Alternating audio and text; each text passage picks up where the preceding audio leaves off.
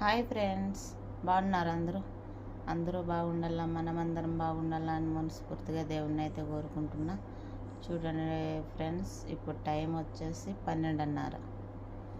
రంజాన్లో అయినా ఇదే టైమే, మామూలుగా అయినా ఇదే టైమే. 12:30కు రూమ్కి వస్తే ఇప్పుడు మళ్ళా స్నానం చేసేది ఎప్పుడు, మేమేమన్నా తిని పడుకునేది ఎప్పుడు. ఎంత కష్టం చేసినా ఎంత చేసినా కానీ ఇప్పుడు మళ్ళీ ఫోన్ చేసి బయటికి రానని పిలుస్తుంది.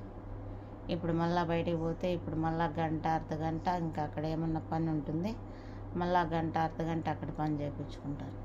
ఎంత పనన్నా చేయపో, ఎంత మంచి వాళ్ళన్నా కానీలే, ఎంత పనన్నా చెయ్యి, వీళ్ళకు జాలి దయ్యి కనికరము ప్రేమలు అభిమానాలు అస్సలు ఉండవు. పనికాడ మాత్రం అస్సలు, పని మంచి కాడ మాత్రం పనికాడ అస్సలు కాంప్రమైజ్ కారు.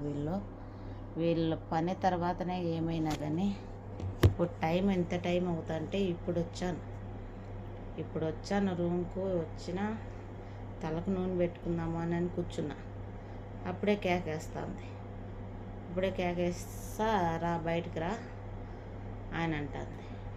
ఇప్పుడు బయటికి ఇప్పుడు మళ్ళీ పోయినానంటే ఇప్పుడు మళ్ళీ గంట 1:30 గంట ఇప్పుడు మళ్ళీ పని అయితే మళ్ళీ పని పెడుతుంది.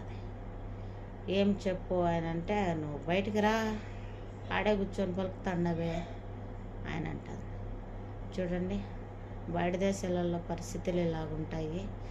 ఏమంటే మన దరిద్రము ఏంటి ఒకటంటే, ఎంత కష్టపడినా ఎంత చేసినా ఎంత పంపించినా ఎంత చేసినా ఆటికాటికి అతికి అందక ఉంటాయి. కానీ మన సంసారాలు ఎంత చేసినా మా సంసారాలు అట్లే ఉంటాయి. కానీ ఇంటికాడుండి పొద్దున్నే కూలివి సాయంత్రం కూలి తెచ్చుకొని చేసుకుండేదే అదే ఎంతో మనశ్శాంతిగా అనిపిస్తుంది. కానీ ఈ బయట దేశాలకు వచ్చి పాకి పనులు చేసి వాళ్ళు చెప్పినట్టుని నిద్ర లేకన్నా, టయానికి కడుపుకు అన్నం లేకన్నా, కంటికి నిద్ర లేకన్నా, ఇంత అగసాట్లు పడి ఎంత చేసినా కానీ లాస్ట్లో మాత్రం ఇలాగ నెలంతా పని చేయించుకున్నారు. నిద్ర ఆగారం లేక తెల్లారి 5:30కు పడుకుంటూ వచ్చిన, 6 గంటలకు పడుకుంటూ వచ్చిన, 7:30 కానీ పడుకుంటూ వచ్చిన. ఇంత పని చేస్తే కానీ రంజాన్లో కానీ కనీసం ₹1 కానీ ఎవరే కానీ ఇవ్వాల. ఎప్పుడు కానీ అట్లేమి ఇవ్వరు. ఎందుకంటే మన ప్రైవేట్ అకమ కాబట్టి మన వాళ్ళు ఒక రకం చూసుకుంటారు, ఇళ్ళల్లో ఉండేటోళ్ళని ఒక రకం చూసుకుంటారు.